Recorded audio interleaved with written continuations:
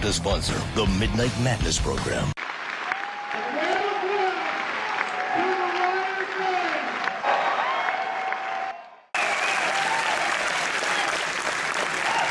My name's Colin Geddes, and I'm the programmer of the Midnight Madness selection, and I'm just curious, because I think this might be a bit of a different crowd we get here.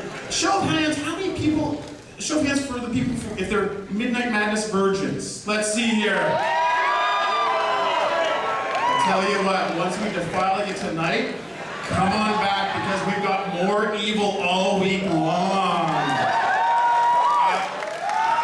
I'm really proud to have this film, to have the world premiere of Lords of Salem.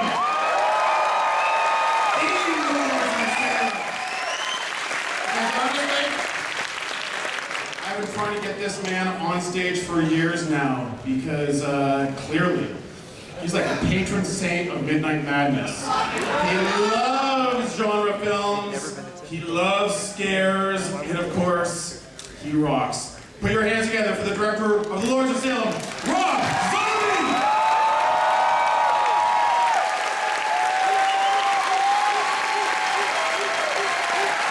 Hello, Toronto!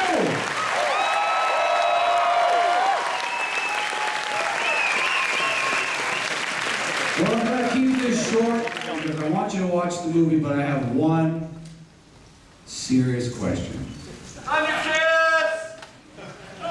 Would you like to watch a movie with lots of naked witches worshiping goats?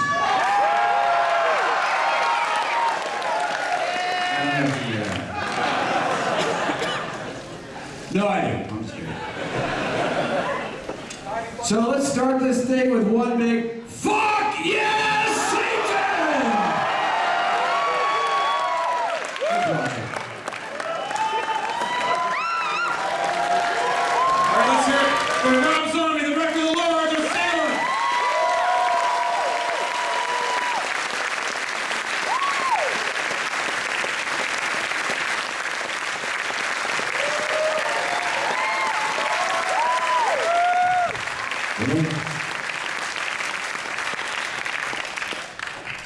Anyone else who'd like to bring it on stage with us?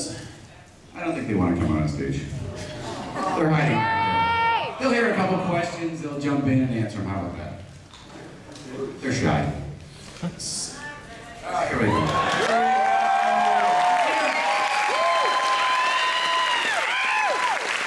Jerry,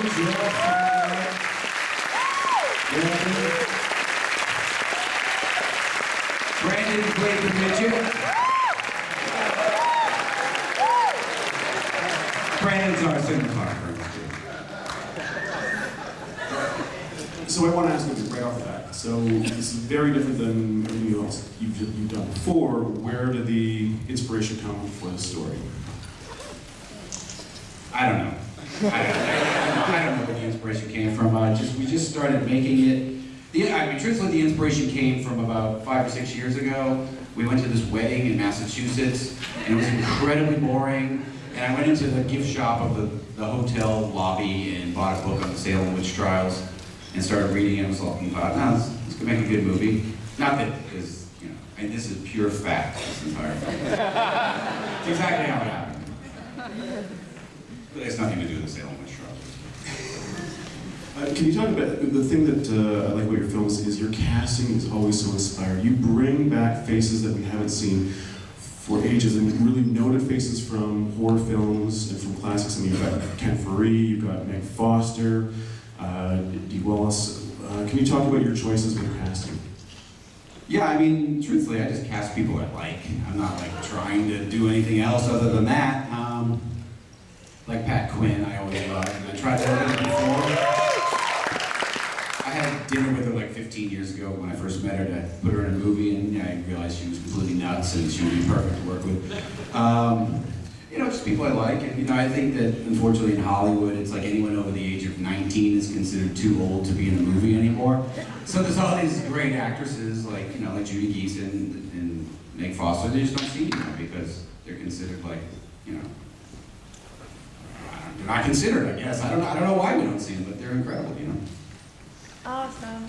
Can you talk about, I mean, it's got such a suffocating atmosphere to it. You could, like, walking out and then coming back in here, you could feel the tension. Can you talk about your choices for production design and just in that hallway? The hallway is almost a character unto itself. Yeah, the hallway, that hallway was like, what, like 20 feet long. It was tiny. We kept trying to make it look bigger and bigger, but it was so tiny.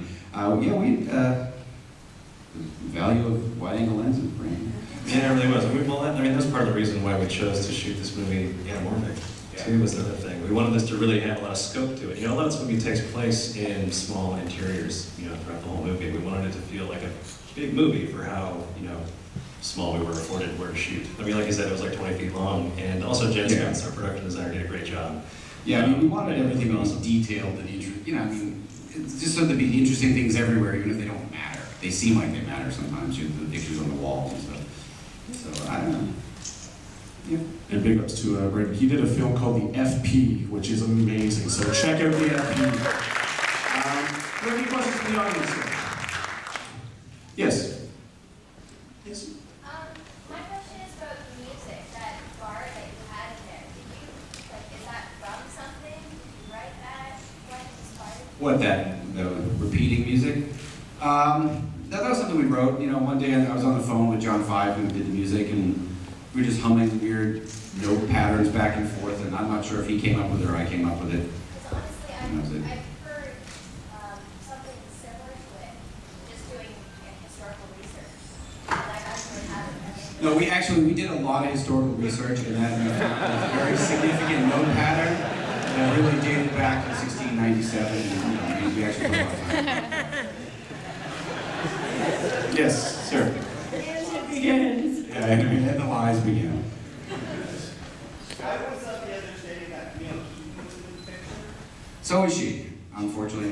There was a lot of people in this movie that are no longer in the movie, like Udo Kier and Dan Roebuck and Ernest Thomas and Clint Howard. Billy Drago was never actually in the movie. He was always supposed to be in the movie, but he never was. Clint Howard. Unfortunately, none of these people know that yet. We filmed so much stuff that just didn't fit, and then we just lost it. Who was Andrew Prine play?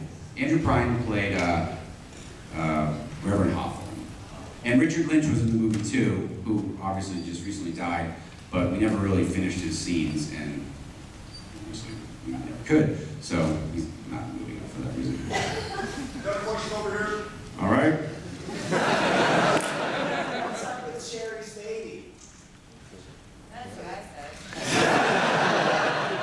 What's up with it? Yeah, I couldn't figure it out. Mission accomplished. Next question. Going back to music, you have very strong sort of style to music, and I was just wondering, do you go into the film knowing what you want, or is that doesn't go? So the question is, do you go into the movie knowing what you want with music, or is that all post decisions? No, I mean, for the most part, it's all done in advance.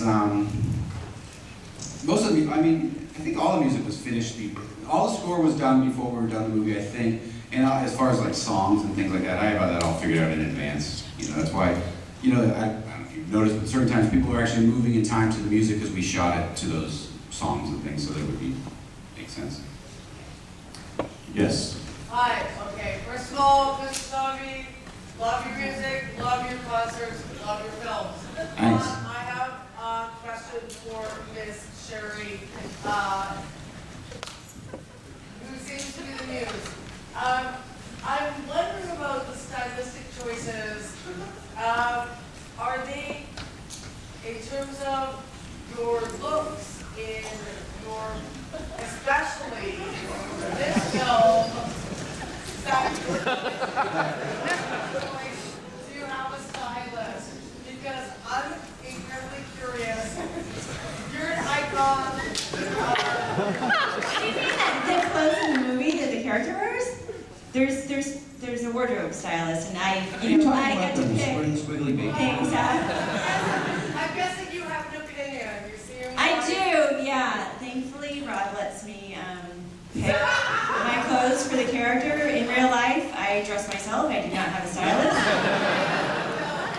In the films, of course, there's a wardrobe So supervisor. you decide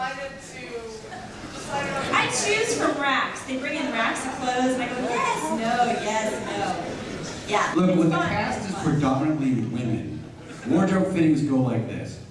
I'm not wearing that. I'm not wearing that. I'm certainly not wearing that frock.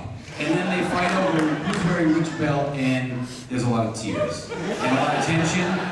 And I'm not going to say who hated who in what scenes, but a lot of people hated each other. No, you weren't part of the drama, so you can guess. Yes. This is the second premiere that you chose to do in Toronto. Why Toronto? What was I didn't realize it was the first premiere. I thought this was the first premiere. This is the first premiere. All right, next question. I recently watched Metal Evolution, and in the Shock Rock episode, Sam Dunn asked you, how do you shock an audience nowadays? And you said that you thought you couldn't. In what way is it different, or more fun, or easier to shock an audience with film? And how do you do that? I don't know. Good answer. All right, anything in the balcony here? No balcony. All right, all right. I had some squiggly shit and some gooey stuff. This is for our queen right here. I loved your dreadlocks and I loved your tats. Who did your tats? We actually, do you remember the name of the tattoo artist? We had someone come, yeah, and I sort of said what I liked, butterflies and hearts and birds and Girly stuff. girly stuff. And so they were really designed by an actual tattoo artist, and then they made them into decals and got slapped onto me every day. And the dreadlocks, the wig was made, it was a wig, and it was very lightweight. It wasn't very troublesome at all. And functional. It's very functional. I got a question. Perfect. Do you got anything upcoming and started already for the future? Broad Street Bullies. Well, besides Broad Street Bullies, but anything before? Isn't that enough? Can we ever How take many a movies break do I right have to have now? started at a time? Man, I'm going to show this for the first time. No, I know. Broad Street Bullies is the next thing. Know ahead of time, you know? There's nothing to that's all next year. Yeah, well, I like to know ahead of time too sometimes. All right, over here, sir. The blue hoodie, yes. Yeah, Rob, in terms of influencing you, who is your all-time favorite boy director and your all-time favorite boy movie? Pick your favorite child right now. I don't know. Yeah, whoever I don't say is going to get mad at me, so I don't know. All right. That's the problem now. You know, what you say me, man? James Whale, he's dead. So James Whale. There we go. Let's hear it for James Whale. don't feel bad.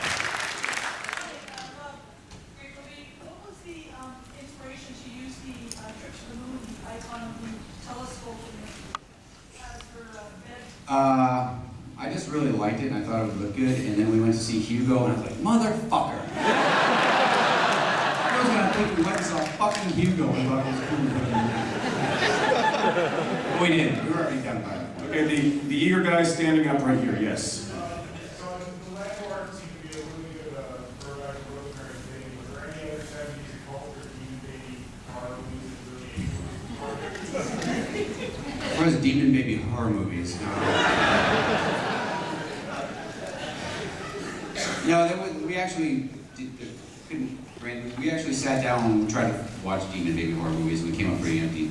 Rosemary's I mean, Baby! we got together specifically to watch movies. Like, I was shooting an Adam Sandler movie. Yeah. Go figure. And then we drove And then you down. wanted to watch The Howling, and you fell asleep after 15 minutes. No, but we watched the Tenant. We watched Yeah, Rosemary's we watched Baby. 10, we watched, We watched things and things here and there. And we didn't watch the openings. Yeah. I mean, watch the openings. In Halloween 2, and particularly in this, I've noticed that you've come to a penchant for tableau vivant. I was wondering We were just saying that backstage. One more guy says that.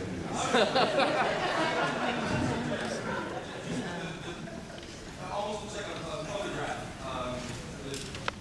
How do you come to choose to use that? You know, I mean, really just,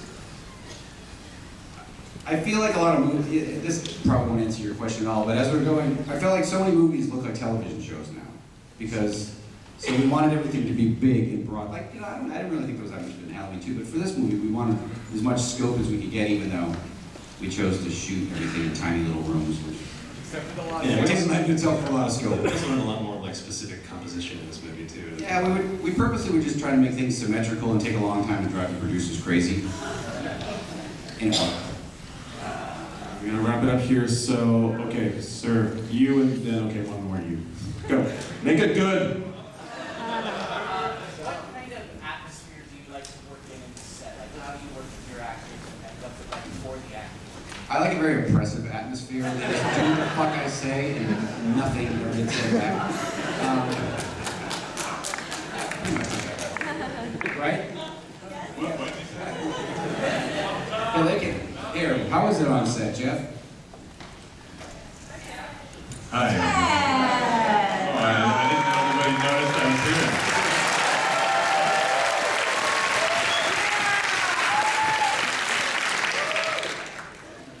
No, it was very, in the beginning it was very collaborative.